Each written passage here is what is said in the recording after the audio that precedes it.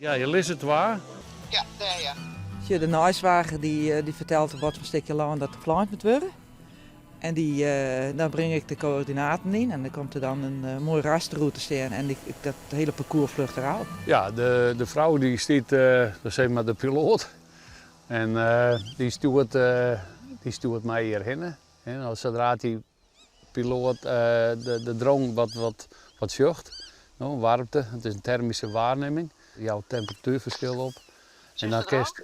Wat zei je? Is de droom? Ja? Dan kun je er wel in rennen. Oké. Nou, dan rennen we erheen, zag ik het dus. Ja. De voorste kantoor rennen? Ja? Ja, net zo hard rennen, want we wisten bijna. Ja? Nog een stap? Denk jere. Ja, daar ja.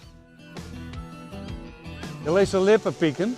Just hem zitten, die kroep mooi onder de poddenbladen. Ja, dat is het waar, hè? Ja, je leest het waar. Daar laat ik in. Ik word er hartstikke blij van. Echt weer, nee werkelijk weer. Ja. Dit jouwt mij energie en ik kom terug te gaan. Want zo goed gaat het natuurlijk net, maar die graaide voelt, maar het jouwt mij absoluut energie. En daar word ik ook een beetje gelukkig van wel eigenlijk, zeg ik maar zeggen.